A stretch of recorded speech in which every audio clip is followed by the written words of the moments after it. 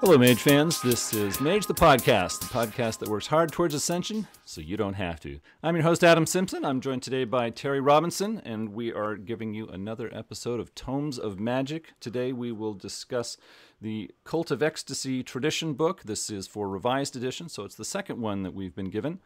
And before I open it up to the discussion, I just wanted to say, Terry, are there any announcements this week that we can cover?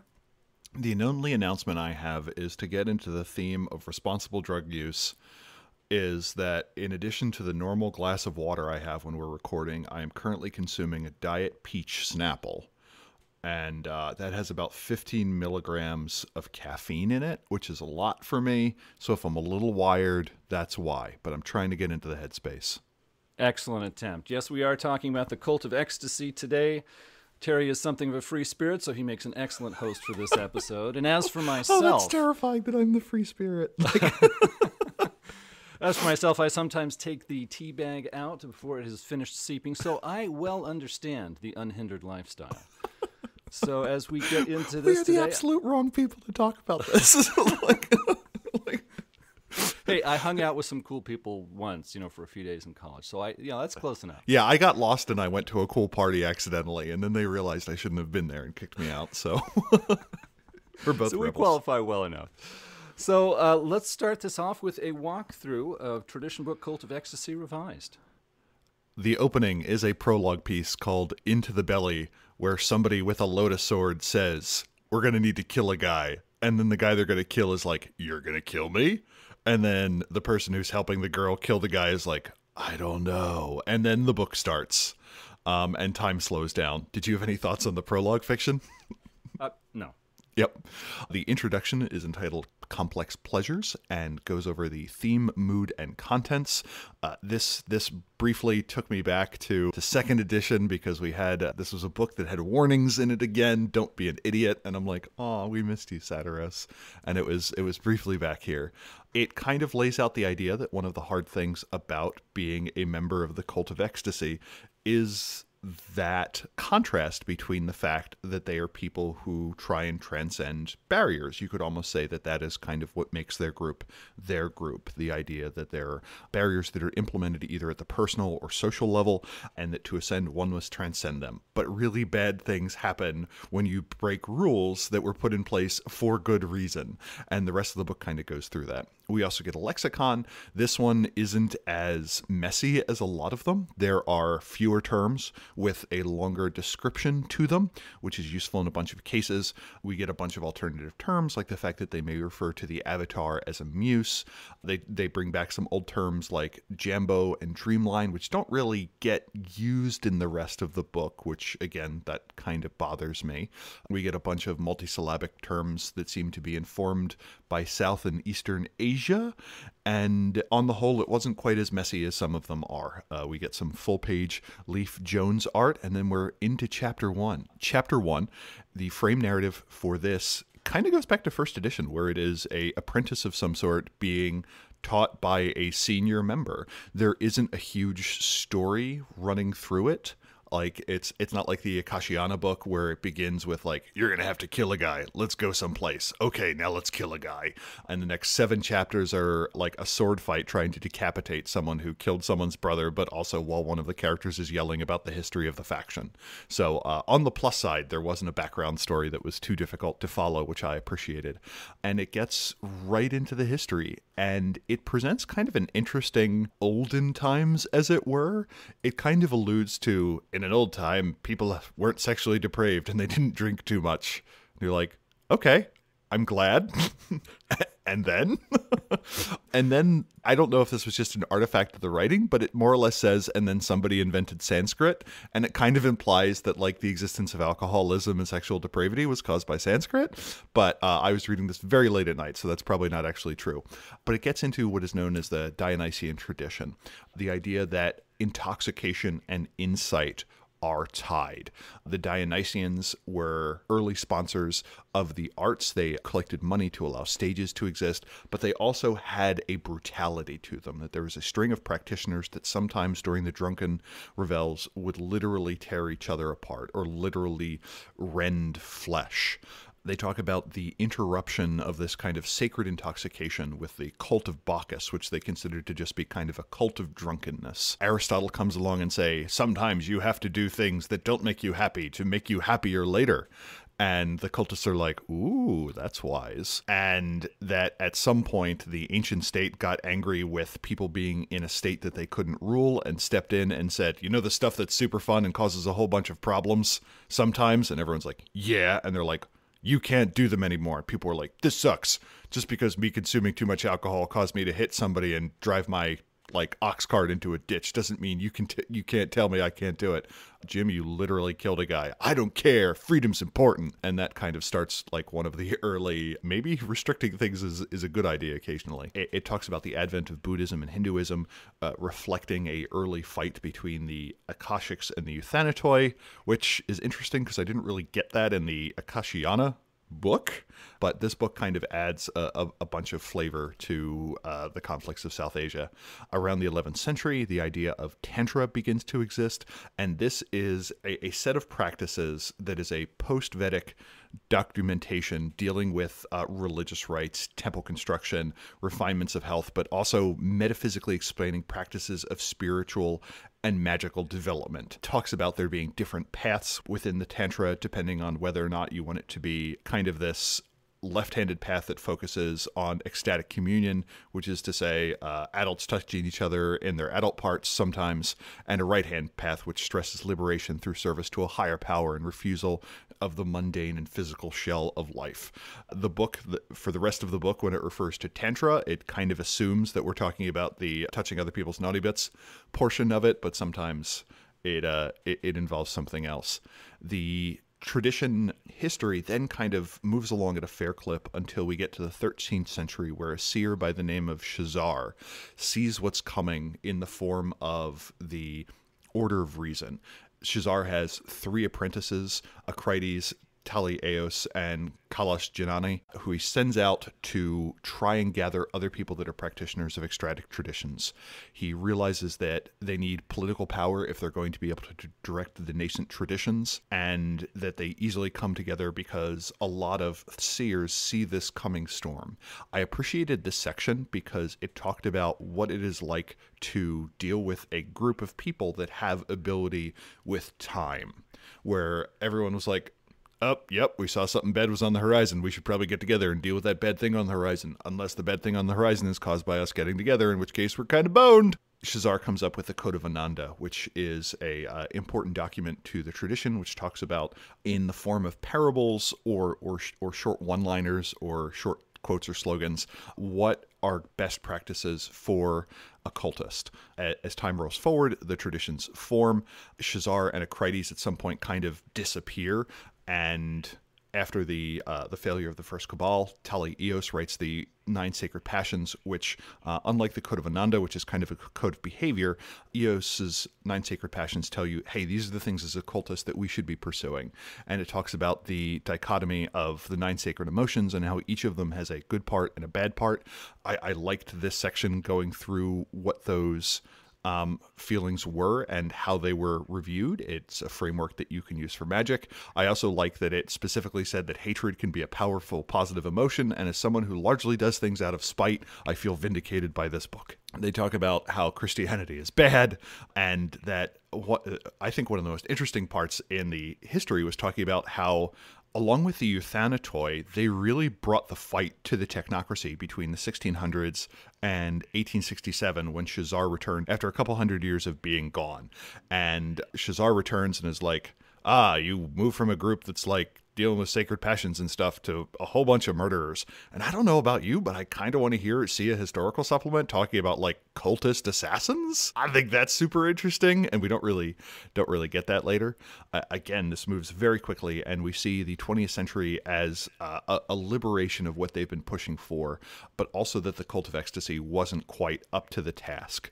The problem was, now that the world was connected, how do you heal the world? How do you bring pleasure to the world?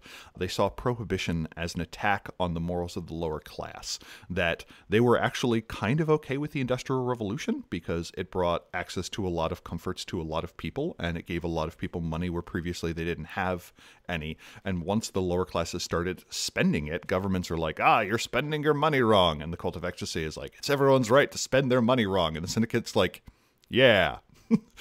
In a weird moment where the Syndicate and the Cult of Ecstasy probably agreed on something. They talked about how scary World War II was, that the Nefandi were everywhere, and that the 90s kind of saw repeating the mistakes of the 20s, but possibly having learned from it, that this was a time of excess, this was a time of moral panic, and that there were a lot of moral panics about what kids and what other people should or should not be doing. Well, once again, we see a very strong focus on real-world history. Revised Edition seems to repeatedly push this idea that mages don't make history, they get pulled along by it. And so while there were some shadow history points, some things that mages did that only mages know about, but it was interesting to me that all of those were just repeated from second edition. There was no new shadow history. It's only repeated stuff. When these revised edition books get into history, they really want to focus on real world history and talk about how mages were influenced by it. And so in the earlier editions, there was more of mages influencing people beyond just their own groups. So interesting to see that trend again and again. I was amused seeing how Shazar grew from being the mage to the myth. Back in second edition, when Satyros created that character, he was influential and very powerful and made things happen. But here in revised edition, this is like the second time that I've seen Shazar brought up, where they're turning him into some sort of super god that does everything and knows everything. And it's just the progression of man to the myth is amusing for me to observe. But that's my thoughts on chapter 1. Chapter 2 is our chapter on the Magick, the factions, the most of the group. And this is done in the form of Leanne talking to another apprentice or new member by the name of Jessa, who may or may not be the character on the front of the book. I'm not entirely sure. One of the recurring themes in Revised is that the character art on the front of the book usually represents one of, I think, the disciples that you follow through the book, and not necessarily the lead person. I don't think it's Leanne, but I will investigate that. We get the Code of Ananda in this chapter, and it goes through it again, and it provides commentary. A lot of these are pretty practical. I like the fact that they are things that you could have an ecstatic drop in. For instance, code element number 5, truths foreseen are not always truths, which I like because it's really hard to tell the future. This section focuses a lot on Magick and the fact that they do a lot of drugs. And one of the things they talk about is the benefit of doing drugs, which is a weird phrase I didn't think I was going to use in my adult life too much, is that one of the reasons that the Cult of Ecstasy uses intoxicating substances is that they are reliable and they are constantly accused of doing it wrong by other people, where the Akashics are like, if you can't get to the state of bliss that you need to yourself, you're not actually getting there, and so on. And it goes through the list of all the other groups that have stereotypes about their drug use. And they divide drugs into running towards and running away. And then they have a group that they just refer to as bad shit. And one of the central ideas is their goal is to help all people achieve pleasure, because that is a way of realizing that there are other states of existence that you can be in that may be an improvement to you. It is the idea that pleasure is great, but it is also a pathway to other ways of living that may ultimately be more satisfying. And this is kind of a line that allows you to say that not all cultists are hedonists. And as Adam goes through the groups, we're gonna see that in spades. But also that pleasure, though, is useful to make people realize that there are other things out there. In contrast, they talk about how useful pain is as a focusing agent, and that it is very hard to focus via pleasure. And the drug conversation kind of fell flat on me. The basic division into running towards and running away kind of gives you a dichotomy between just like stimulants and depressants, except for you have a lot of ones that are in some way mixed. For instance, MDMA is both a it generally makes you feel good, and it generally makes you feel active. And people have dissonant responses to it where they get very caught up in their own sensory experience, and other people feel suddenly motivated to take on the world because they feel connected to everything. They kind of ignored empathogens, chemicals that make you feel connected to other people. It also kind of didn't treat hallucinogens reasonably well, just because they talk about how important those are, particularly within their magic, but it doesn't break down well into this dichotomy. This is a differentiation I would not use in my games. And once again, I will repeat that Mage, the podcast, does not endorse the usage of crack cocaine, whether that be for magic or mundane purposes. So again, this section also has a reminder that says, hey, this is a game. Again, I think that was a perfectly good place to put it. And there was a section talking about drugs where it very much felt like the characters in the game were the developers talking to the players, where it's like, oh man, I'm teaching this person how to do magic. How do you write a guide for mundane people about drugs without it just being a guide to doing drugs? Well, it's real hard. Let's just go do it. And you're like, I see you, Jesse Heinig. I see what you're doing there, and I think I'm okay with it. It then runs through a bunch of the other foci that the group does, and this was kind of useful because it broadens the realm of focuses that at least I associated with the Cult of Ecstasy. They talk about how altered states are very useful for things like correspondence, where you literally change your senses and your perception of reality to then change that reality, or that a hallucinogen plus matter will allow you to literally modify an object by seeing it as being melted. But in addition to that, they talk about how a lot of the groups draw from other traditions, like it is not uncommon to see Greek text or mathematical work or Pythagorean practices being used to enact entropy or correspondence, that they have an herbalist faction. The fact that they spend so much time with drugs and so on indicate that that is one way for them to use life magic. They also talk about the importance of physical discipline, and that martial arts and meditation and so on can also be used as focuses for some of their sphere, that a lot of their meditation or tantric rituals can be used for mind. And the big thing I take away from their magic is they have a lot of ways of getting there, but it's not the fastest thing in the world, where it's one of the things where they're like, this is going to involve a lot of drumming. Yeah, one thing I noticed in this section was when they talk about their foci, there was useful information, but it was done in character to characters in a coffee shop. And I really would have appreciated it if they could have condensed it. It was so long. I mean, it just takes so much time to read. If they could have just crunched it down, I made it a little more brief, I really would have appreciated it. I felt like I spent a lot of time getting some information. Yeah, Robin Laws is a big fan of saying anytime you give vital game information in the form of in-character dialogue, that is a writer looking to fill a quota. And I'm like, I'm not saying you're wrong. That's some shots fired. The thing I do like also about this section is a bunch of the information is given in the form of letters being written back and forth. And one letter is about a parent who is watching their child who has, quote unquote, blissed out or has experienced sensory overload. And another section where somebody is using the good kind of drugs to deal with having taken the bad kind of drugs or something like that. This section is also nice because it has more art than we're used to having in a lot of previous books. So that's kind of cool. We get a walkthrough of the spheres and how they encounter them. This wasn't that bad. It's not all the way to where I would want it to be. And it was kind of annoying that sometimes it would give specific foci for the spheres, and in other cases it wouldn't. On the whole, it was okay. We also got a little bit on sorcerers and who tends to use them. We got our obligatory 3 paragraphs on revised sorcerers, and they talk about how a lot of the ancient traditional groups, or those who come from a historical tradition like the Fellowship of Pan, who we're going to learn more about shortly, tend to have them, and that other more modern groups tend to have people that they bring along, but they don't necessarily cultivate a large group of explicit sorcerers. And then we get into a section on the groups. Adam, will you tell us about who's in the Cult of Ecstasy?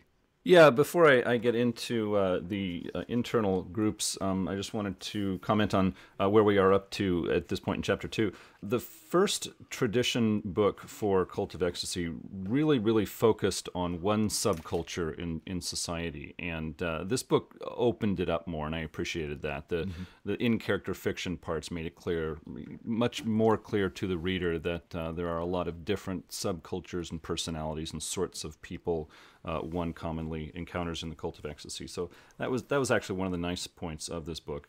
And also on page 55, they tried to explain why the Cult of Ecstasy specializes in the time sphere, and the explanation they gave just ended up being kind of artificial and unsatisfying for me. It's like overwrought. I think it's better to just focus on traditional divination and what people got out of that in the past, and how that's still as useful now as it was hundreds of years ago. I think that would have been just a much nicer approach to it. But yes, we do have factions in this group, and it's interesting to me because in a lot of other mage books, regardless of the edition, subgroups, like groups within a regular mage group, they're called sects or something like that. In this book, they're called factions. And in my mind, when I see faction on the page of a mage book, I think of a larger group, like a convention of the technocracy, or a tradition of the Council of Nine, or a disparate group or something like that. But here, factions are the smaller groups inside of the Cult of Ecstasy. But many of these factions were already covered when we discussed the first Cult of Ecstasy tradition book. Old factions will be described briefly. We have the historical factions. We start off with the Conlu, a Taoist sect in China. Each member tries to unite the yin and yang principles inside themselves to reach immortality, which they see as personal perfection rather than living a long time. They engage in extreme sensory input to unify opposing concepts. They keep a low profile because of persecution in China today. The Fellowship of Pan. Descended from Greek Dionysus cults, these cultists have been in touch with changeling satyrs for centuries. They try to bring people closer to true human nature through acts that take people out of conscious control. The all-female factions Maenads and Kiss of Astarte have been absorbed into the Fellowship of Pan at this point in the mage timeline. The Urzuli Jingo. This group practices the Vodun faith. They used to help others by working in their dreams, but the Avatar Storm has stopped that. In second edition, they allowed only female members, but this book doesn't specify if they still hold to that rule.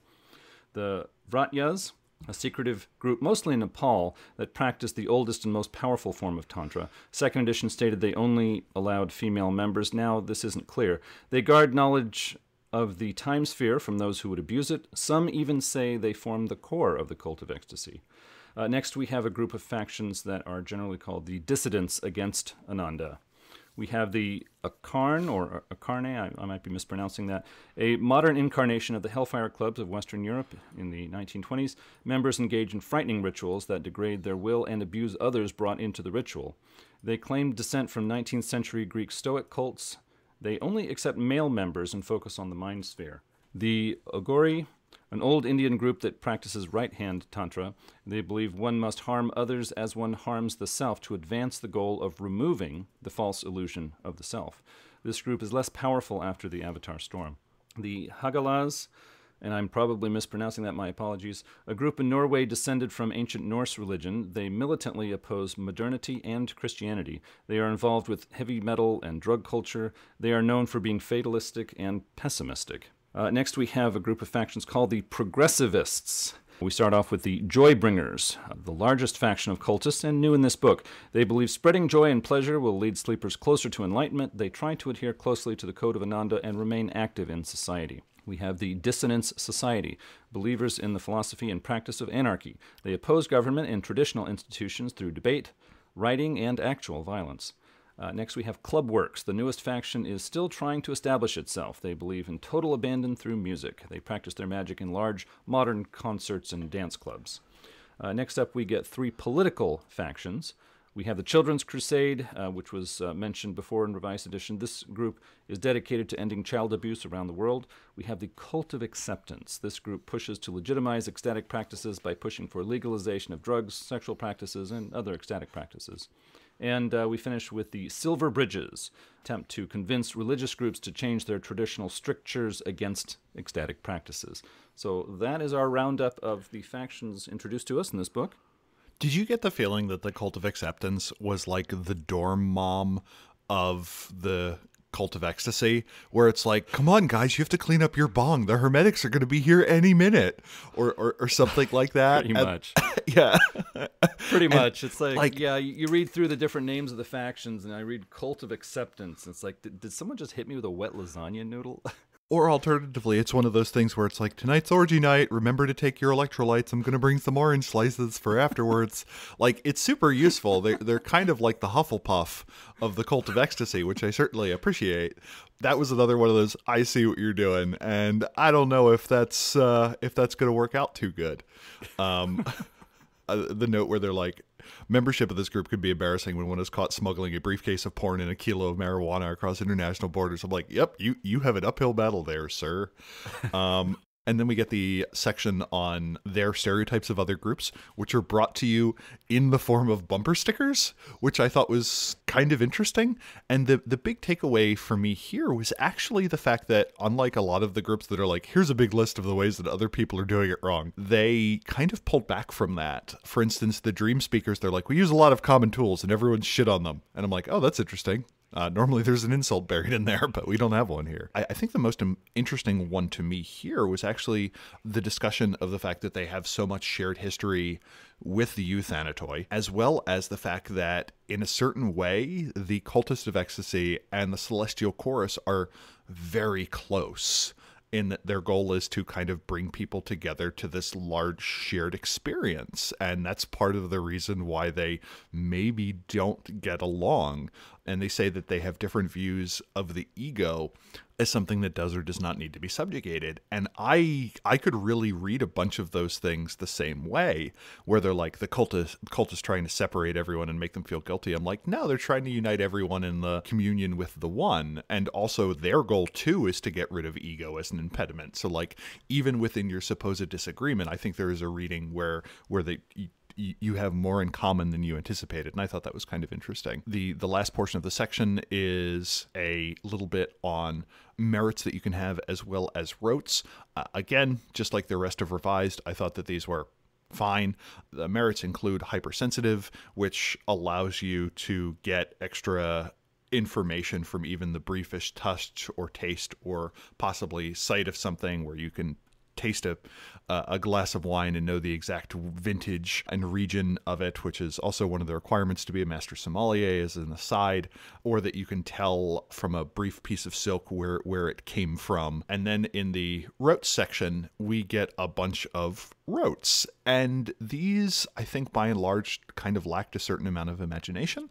A lot of them were very practical rotes, like tolerance, a life 2 mind 1 rote that can help you deal with overindulgence, which is certainly useful. Other ones like crime and consequence, where you would brush through someone's mind and then look through time and say, you are making this bad decision. This is the eventual consequence of what this is going to be, and then move that feeling forward to have the person doing the bad thing experience it now. One of the ones that I liked, and this is something that was brought up in the first Cult of Ecstasy tradition book that I wish we'd gotten more detail on, is the idea of zeitgeists.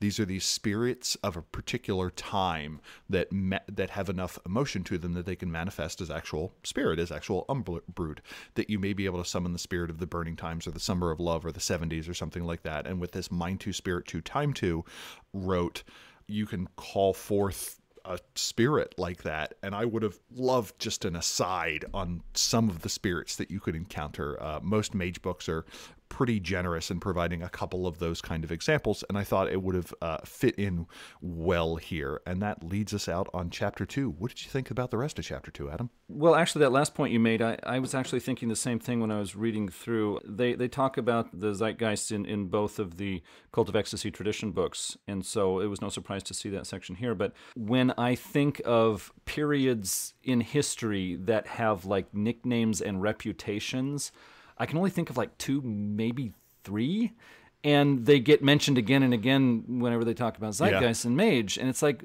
if you could just give me a brief bullet point list of some of the names of history periods that the Cult of Ecstasy talk about and think about, then that would be interesting. It would also be a really cool place where you could bring in some shadow history, things that happen that the cult that mages know about and sleepers don't even know about. But anyway, putting that aside for a moment, just a list of the time periods that have strong connotations and reputations, and why cultists of ecstasy want to get in touch with those zeitgeists, what they get out of talking to this one rather than that one.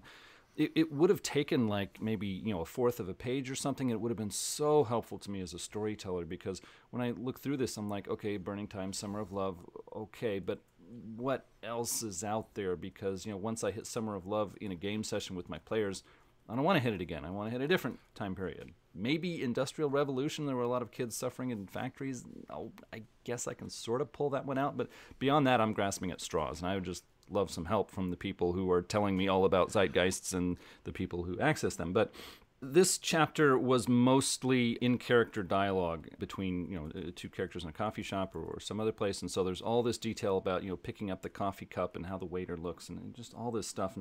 And then in the middle, there's this really refreshing point where we get to the factions, and all the in-character fiction drops away, and they just give us straight talk about who the factions are. It's like, oh man, this is actually refreshing. I'm actually enjoying this. And then it's back to the in-character fiction. So that kind of stuck out to me. There is a faction called the Joybringers. They're new in this book. They're the largest faction of the Cult of Ecstasy. To me, it seems like this should not be a faction. This should just be average Cult of Ecstasy. It fits nicely in that. It gives a good reputation to the group in the minds of most people reading this book, and would be a lot of fun for most players. I don't think it's really all that helpful to balkanize them and separate them and say they are a faction with a name and probably a leader somewhere. It's just, no, just let it be more open. The bumper stickers about other groups, other mage groups, I think I liked the idea of how they were trying to sum it up, but it just came across as cutesy and honestly kind of irritating. It's like everyone was trying to be sort of funny and most of them missed the mark. It just wasn't my thing. And humor almost never ages well. I got to agree with that. I was reading these and I was like, I was winced, and it's like the next paragraph I winced again. It's like, I think I see a trend here. But I do agree with Terry that it was interesting to see how in many of these books, when a typical member of the faction talks about the other factions, they talk about what they're getting wrong. And in this case, they toned that down a lot. So it was just, hey, this is a different group, and this is what we think of them, and they're not necessarily awful or getting it wrong, and we don't feel like we need to defend our practices in light of their practices. So that was pretty cool. I wouldn't mind seeing that again. And the rotes for the Cult of Ecstasy, Terry again hit that nail right on the head, because they're practical, they're useful, they fit with the Cult of Ecstasy lifestyle, they fit very well with Revised Edition, and yet, I gotta admit, they're kind of boring.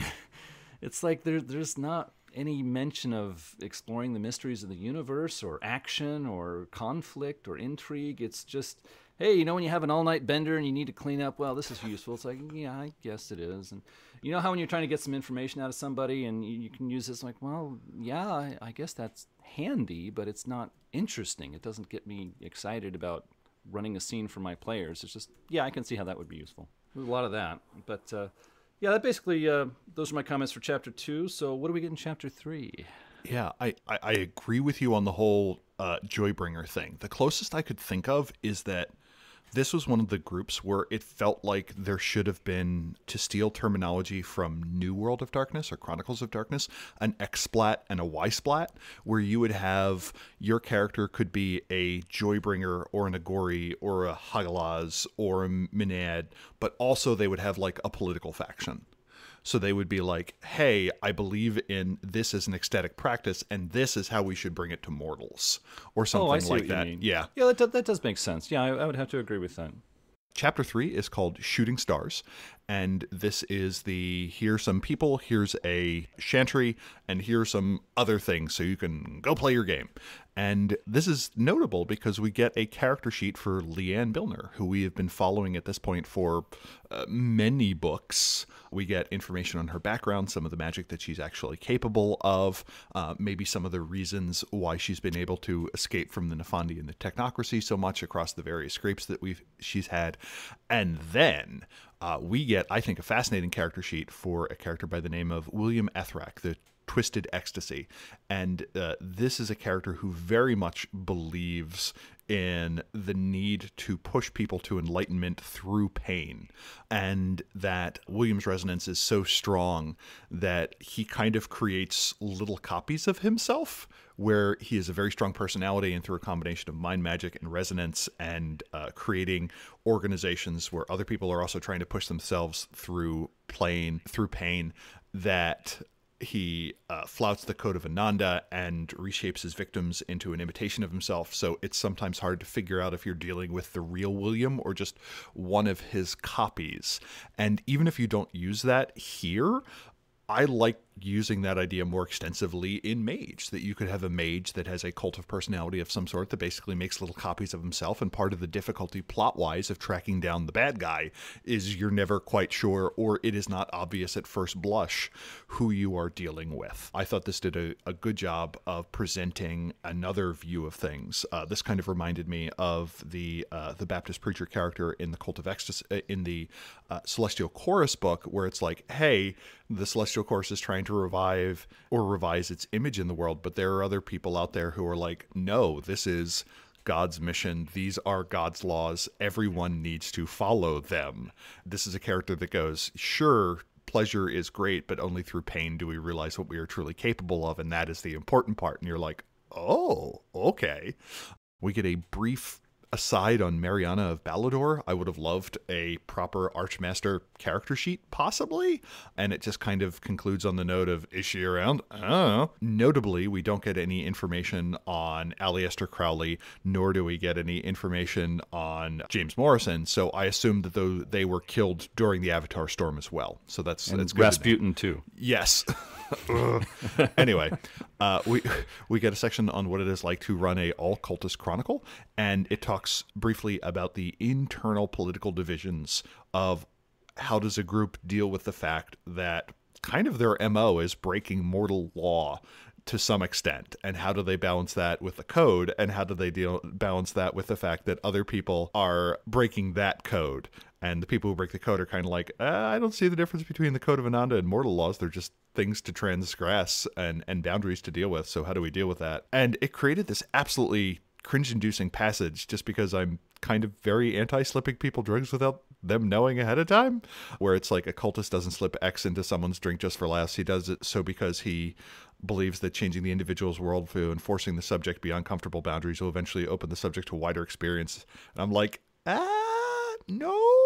And that was kind of one of my recurring feelings about that. Hey, the Cult of Ecstasy is throwing a wild party. You want to go? Maybe not. Yeah, exactly. It's like, you want something to drink? No, I got my own. And then we get a example group called the Cherry Blossoms, which is a cute little group of 3 ecstatics, where one of them was operating a flower shop. And we get 3 characters who are that kind of give us the spread between the Joybringers, who I keep wanting to call Joy Division, the Fellowship of Pan, and a member of Clubworks. So it's good to know that Kraftwerk is finally represented within the Cult of Ecstasy. And then we get a bunch of character templates. And these I liked, partially because I think because the Cult of Ecstasy tried to be so many things, and it doesn't have as clear a center to me as a lot of the traditions do. It's one of those things where, like, I can tell you concisely what most of the Cult of Ecstasy is, but I can tell you concisely what all the Cult of Ecstasy is. Seeing a bunch of character templates I thought was kind of useful. The Philosopher Bruce one just felt like a Monty Python joke that had gone too far. Yes. Page 92, The Philosopher. It was a very strong, very direct reference to the Australian Faculty of Philosophy at a university. They had a sketch where a British man shows up and all the other professors are Australians, and so they're making lots of jokes on on the informality of Australian culture. And yeah, this was a really in-your-face reference to that. It's kind of funny, but it's so on the nose that I don't know. Yeah, it was one of those ones where if it had just been a light reference, that would have been, oh, that's cute. But like the seventh time, they're like, hey guys, look what we're doing. We get a few other ones that you wouldn't necessarily expect. We do get the character who is just a spirit horse, who is a prophet and ridden by spirit so that wisdom can be conveyed. You have the clockmaker, which I thought was an interesting character that deals with precision, but the idea that if you create a device of such mechanical beauty and precision that can allow you to enter an altered state by kind of falling into it. And I very much like that. I would have liked more information on some of those alternative interpretations of what it is like to be an ecstatic, and I'm glad it's there. The other thing that the character templates did was they had the character art kind of flow on top of the character sheets, and I thought that was cute in a bunch of cases. The little dancing figurine in the computer game designer template, I wish that were on the character sheet by default, that just on top of the quintessence wheel you had a little dancing guy. I think that would improve Mage immeasurably. Then finally, it's only one page, so I'm going to include it in here. We have the epilogue, The Moment Shattered, where the character that we meet at the beginning, where Leanne and Kyle are trying to kill a guy, they break his locket, which is apparently his phylactery, and they're like, we've destroyed your Horcrux, your magic won't attack Hogwarts anymore. I mean, damn it, we've destroyed your phylactery. your avatar can't cause problem to New Horizon anymore. And then Voldemort, I mean, the other character is like, oh no, you got me. And they're like, shouldn't we help others? They're like, no, they're probably gone already. And I'm like, that's a weird note to kind of end things on. And then you have some recommendations, and then we got a long-ass character sheet. Before we go into the book overall, what did you think about this last chapter and the epilogue? The sample cabal just stood out so much to me. They were so boring. I'm sorry. I'm trying to be open-minded and friendly and everything, but my gosh, they were boring. I could just imagine visiting, oh, so these are the mages in the city. I go into the shop, and she's like, you should plant flowers and just enjoy life more. Would you like some herbal tea? And I'd be like, taxi! Yeah. It even mentions that it's like, your group will probably never encounter them in the wild, but if they're in Boston and they know about them and they need advice, they can go here. And you're like, oh wow, you're really selling me on them. Yeah. It's like I don't have any desire to put this into any scenes for any of my players. I'm sorry, I don't want to rain on anyone's parade, but gosh, they were boring.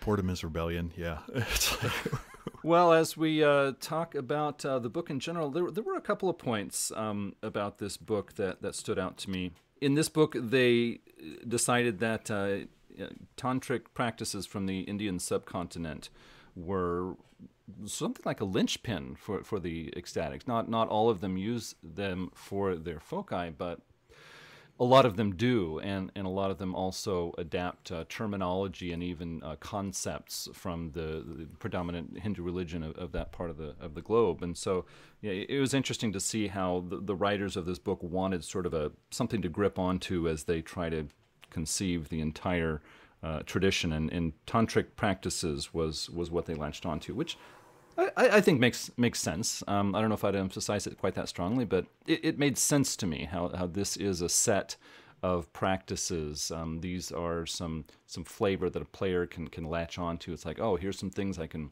put in my sanctum as I do my magic, and here are some things I can actually talk about and practice, and other sorts of people NPCs I can look for when I come to a new place in Mage. And so I can see how this would be a helpful handle to a lot of players, but certainly not the only way you could approach an ecstatic character.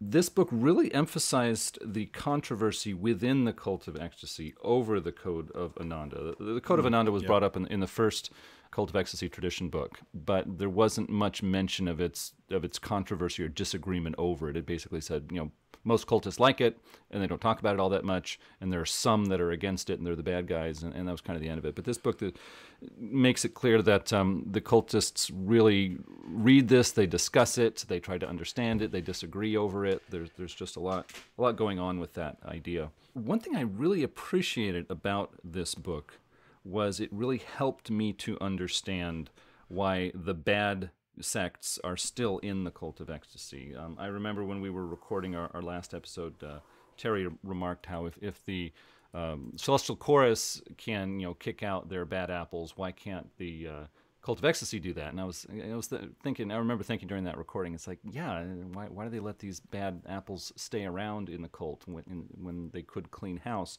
But this book makes it clear that the Cult of Ecstasy is not so much an organization that people created and they can decide who's in it and who gets kicked out. It's more of an acknowledgement that the Cult of Ecstasy, ecstatics are people who can feel the influence of the Lakashim, like the world heartbeat in a sense.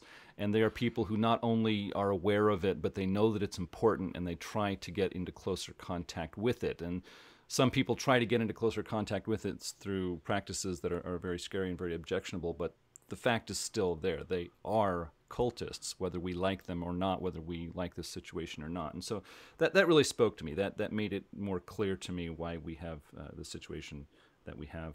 Yeah, it's more of an adjective than a noun, where if someone uses a particular practice, it's kind of like the difference between the technocracy and technomancers. Like the technocracy can't tell someone they're not a technomancer. They can tell someone they're not a member of the technocracy. To be like, we're kicking you out of our clubhouse. I like that. It's really clarifying in that regard. Yeah. Now, one thing that threw me, there are 2 quotes on page 59 where they're talking about factions in chapter 2 that I got to be honest, sent a chill down my spine. First is quote, "And while the cult finds these groups distasteful and brutal, they have become a necessity," end quote. And the second quote is, "Especially recently, the tradition has needed members willing to commit atrocities and call it enlightenment," end quote. I'm like, whoa, okay, there's a difference between admitting that they're cultists and saying, hey, they do brutal, horrible things. That can be very useful. It's like, useful to who? Useful for what? Yeah, it was that interesting throwback to that section for the 250-year period where the Cult of Ecstasy was teaming up with the Euthanatoi to take out the technocrats, where you're like, oh wow, this has 2 types of really dark underbelly, and I would like more information at least on one of them. I want more information on cult assassins. I mean, it's just, Yeah, there's some cool stuff in the history section, like, oh, that's kind of neat, but we don't do that anymore. Oh, okay, fine. That super fun, interesting thing? Nope, we don't do it anymore. And unlike the Akashiana book, where it's like, we don't have any ninjas, we just have this book on ninjas that we periodically give people when we need to kill someone suddenly. Like, I wish there had been a Cult of Ecstasy version of that, where it was like, yeah, we don't kill people. We don't have a standing group to kill people anymore. Occasionally, we form one on an ad hoc basis, and here's some information on that. But no, it's not they're not on our regular committee meetings. It's not a thing. Except for when we do it, but yeah. Also, this book had just this strong cutesy tone going throughout, especially chapter 2, which was the bulk of the book. That's just real cutesy tone. It's like girl talk, hee hee hee. It's like, oh, there's so much of it. It's hard for me to get behind this, but there was also a very strong focus on mundane day-to-day life. The Cult of Ecstasy is not people who travel around the globe and fight evil. They don't plumb the depths of the universe. They get by day-to-day in modern situations, much like yours. And that fits with the revised edition, but a little less exciting for me, but I can see how a lot of people would like to work with that, so I shouldn't complain. But it just really came across strongly, chapter after chapter and example after example in this book. My interpretation of that, and that is something I really struggled with, was I think the idea was, and I don't know if this is actually true, but to a lot of the people like the Joybringers, is the idea that to some extent they think that happiness and transcendence is a choice. So by focusing on very small things, again, almost like the Akashics, by doing it with a deliberate sense of purpose, then that can be what brings us ascension. Maybe I got this feeling that among the Akashiana that you do things with deliberate purpose, but here it was more of you feel the deliberate emotion of everything, that you try and taste each bite of food that you consume or feel each moment with the clothing that you are in, and that can possibly bring transcendence. But I don't know. Like, I don't know if like that attention to the everyday thing was on purpose or not. I don't know if that was just revised or it was particularly yeah. And speaking to the point you just made, the first Cult of Ecstasy tradition book made it very clear that cultists were directly dedicated to this concept of increasing my sensory input so I can experience more rather than cogitate more, and as a result that's going to lead to insights and so on. And they even had a sidebar saying, here are the actual rule mechanics for mages who try to do this in their day-to-day life. And in this book, they allude to it, but they don't directly deal with it. There's no rules for it. There's no mention of, hey, there's a lot of cultists who are using their magic to open their experiences, their sensations more and more and more, and they try to use that to make a breakthrough. They didn't directly deal with that here. So I kind of missed seeing that from the first book. It made cultists interesting to me and something I wanted to bring in as interesting NPCs. Last off, the revised edition seems to be making itself more of an island. What I mean by that is in first and second edition, there were many places, especially in the factions part of the books, where they tried to open up mage to the other World of Darkness games, vampire, werewolf, changeling, wraith, etc. They'd say, the Fellowship of Pan, these are mages who like to hang out with satyrs who are changelings, and they know other changelings, and they visit freeholds, which is like a chantry for changelings, etc. And it said, hey, the Maenads, they're an all-female Cult of Ecstasy faction, and they hang out with the Black Fury werewolves, an all-female werewolf tribe. And so there were all these kind of bridges made with the other games for, hey, if you want to do a crossover or just one session where you bring in an NPC for a mini crossover, this is a great way to do it. And in Revised Edition, they actually say these bridges that used to exist to other groups, they are being closed off. The Black Furies don't want to play ball anymore. The Satyrs don't want to play ball anymore. Mages are now isolated, and these bridges have been closed down. And so didn't know that was a main thrust of a Revised Edition, but this is not the first time I've seen it, so that was kind of interesting. Maybe it's true that old World of Darkness games don't mix as well as Chronicles of Darkness, but still, I like seeing those little bridges and openings to other games, and you don't have to use them. But on the plus side, we went a whole book without it saying, for more information on this vital topic that you need to run your game, buy this other book. Touche. So that was refreshing.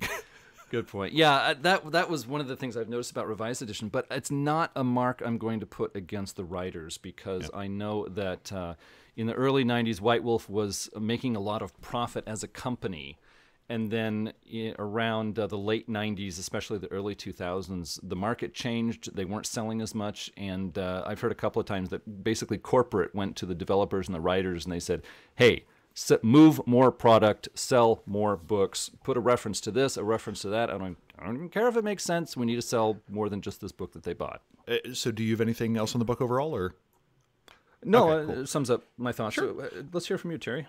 The idea that the Cult of Ecstasy is less unified than before comes across strongly, that they bring in these political factions and the Joybringer division and the Agori, and which was in there before, but it makes it less like there's this core that 98% of the tradition is Joybringers, and then you have these weird historical factions on the outside.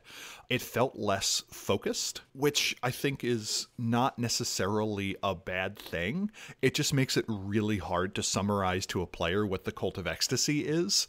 This is the book where I really feel like we lose the one-sentence descriptor of what a cultist is. Like, you can describe any of the sub-factions or any of the sects concisely, but not the group as a whole. And it makes it rich and interesting, and it just kind of loses that focus. So if there was a thread that really brings them all together, that to me was not strongly stated. The other thing is, it talks about the difference between the Dionysian and the Bacchanalian, for lack of a better term. The idea that there is a form of modification we can make to ourselves that opens us to the universe and divine truth. And then you have the Bacchanalian, which is the pleasure-seeking excess that kind of destroys things. And that felt like it was kind of one of the central tensions in the book. The other tension was kind of, what do we do with sleepers? Do we ignore them completely because they're incapable of transcending anything? They talk periodically about this being a group that is willing to have people endure terrible things in an attempt to get them to awaken or transcend in various ways. And I really like that, because if you think that the only way to save a person is to get them to awaken, you're probably willing to do some pretty horrible stuff from other people's perspectives to get that to happen. And I really like the fact that this book talked about that openly, which is something we didn't get a lot of before in Mage. It seems to meld together a weird cross-section of the other traditions, where this book made it really clear to be like, oh no, it is possible to encounter a cultist that has the academic rigor of a hermetic, or the interest in the transcendent aspects of Hinduism to meet with any member of the Euthanatoi, or has the self-discipline of an Akashiana or what have you. And it kind of makes it feel like, one, it is part of a cultural tapestry that a bunch of different things could have gone different ways. But when you do that, I really would have liked to see that more of that hidden history, that secret history of oh, this is how these two groups could have cooperated, or if this weird historical event had gone one way versus the other, this is how the cult of ecstasy would have changed. It felt like the group got a lot of the shamanic practitioners as well, and it kind of adds this new emphasis to how they deal with the spirit world, which I also thought was interesting. The thing, though, that it felt like it skipped over was it didn't talk a lot about the seer or ecstatic version of things. That one of the things that got me about the original Cult of Ecstasy forming is you had this group who was about refining the senses and pleasure, and this other group that was about using substances or states or actions to see through time. Those were kind of the two weird groups that glommed together at the Grand Convocation.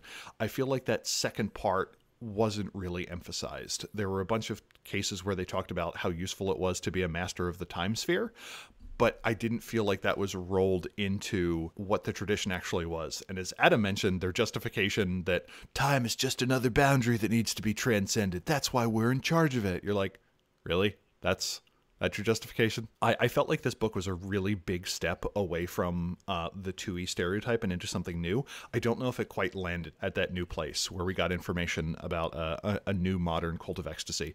I did think it was written well. I did not find the text difficult to read, even if, as Adam said, there were a bunch of sections where you're like, stop talking about your spoons and just give me more information. I thought it was well written. Kudos to the author for presenting it well. I thought this did a good job of making the cult more grounded as well as more out there kind of at the same time. And on the whole, I was kind of pleasantly surprised, even if in a lot of cases I just wanted more. And that's my overall thought of the book. I had a few adventure ideas now that we're coming to the end, and I tried to stick with the spirit of this book, which was more the here and now and instead of the cosmic universe, and I'll let my listeners decide if I landed that. Number one, the assistant of the new leader for the cult passes the player's info on an assassination attempt. It seems the secretive Ratya's sect, or the Cult of Ecstasy, wants the new leader removed. As the players investigate, they find rumors that Vratyas have a rote that allows them to access the Umbra without risk. Not only that, but they are working with Mariana of Balador's lieutenants to seize control of the cult. Is this true, or is someone framing the Vratyas so they can move against the ancient sect during the confusion? Cultists around the world are either refusing to work with the Vratyas or sending people against them. Clues lead the players to the Sri Bindyabasini temple in Pokhara, Nepal. There the players will either shut down the ringleaders or save them from the real assassin. The secrets of the Vratyas may come to the light after centuries of silence. Number two, the Crown of Manhood is a movement attracting many disillusioned young men in Western countries. The players learn of a secret group within the movement that is attracting many newly awakened mages, especially from the Hollow Ones, Euthanatos, and Cult of Ecstasy. This group claims ancient knowledge from Eastern India. When a friend of the players talks excitedly about his own breakthroughs, the players learn how severe the group's practices are. Further inquiry uncovers the nameless group's plan to establish a hub for their activities in the player's city. The fearsome Agori sect of the Cult of Ecstasy has found a way to build up their membership and their influence. If the players decide to oppose this, they'll learn other mages in the city approve of the newfound direction and discipline the young male mages have found. The players will need to make convincing arguments for the young recruits to change their minds while defending themselves against the fanatical attacks of the Agori. Number three, the nation watches as new legislation against drug use is prepared in the player's city. The Cult of Acceptance, a political group in the Cult of Ecstasy, rallies mages to travel to the city and oppose the lawmakers. As the players decide what to make of all the excitement, they discover a technocracy spying attempt on their home. From captured equipment, they uncover a New World Order plot to gather tradition mages with the drug controversy and then convince them to use a new application for their protest efforts that will give the technocracy influence over them. The Cult of Acceptance insists the players are being fooled by the technocracy and convinces mages to ignore them. Do the players have the skills needed to convince tech-savvy mages to help them, or will they need to stand against the technocracy on their own? Amidst the rallies, protests, and online controversies, the players won't get a moment's rest. My favorite quote in terms of summarizing like kind of the cutesy weirdness of this book, as Adam mentioned, is I went to the New Agers Paradise and got a really intense drumming tape. Even Dad thought it was neat, and he's always complaining about my music. Oh God, I must be growing up. No, you're not. And then there was a section that Adam had his like yowza section, but mine was, by inflicting pain, the mystic can simply untether himself from his decaying body and move into the spiritual and abstract realm. That's called death. just putting that one out there. That goes in the things that can be taken to extreme category. Those were my thoughts. If you want a really wide view of the Cult of Ecstasy, that is super interesting, but has some really slow bits of characters talking about tables and waiters. A link to the book is in the show notes. Adam, you want to take us out? And what are we reading next? Let's see. Next up is Iteration X. You know, those sweet, wonderful people party guys. that the Cult of Ecstasy are always hanging out with. Yeah, those guys. Often known as the cult of the technocracy. Yes, they. Well, if you have something to say, please contact us at magethepodcast@gmail.com with your questions, comments, or feedback. Subscribe to Mage the Podcast on iTunes, Google Play, TuneIn, and other aggregators. If you like this episode, then others might like it too. And if you leave a review of Mage the Podcast, it makes us more visible in their online searches. You can follow us on Twitter at Mage the Podcast. We're also on the web at magethepodcast.com. You can listen to past episodes there and see the complete show notes. This episode is thanks to executive producers Joshua Golden, John Magnuson, Ira Grace, Richard Batt Brewster, Michael Parker, Christopher Phillips, Ilara J. Sunsern, Bryce Perry, William Martin, George Horton, William Connolly, Brendan Morrill, Andrew Kotz, Jenna F., Andrew Edelstein, Chris Zack, Anders, and Justin. If you would like to become an executive producer for Mage the Podcast, it would help us keep producing episodes like this one. You would also become a part of our own council to discuss upcoming projects. The link is in the show notes, and it will get you started. Well, thanks everyone for listening, and until next time, truth until paradox, baby. Go change reality and, I don't know, start a flower shop or something. Oh, yeah. Bye.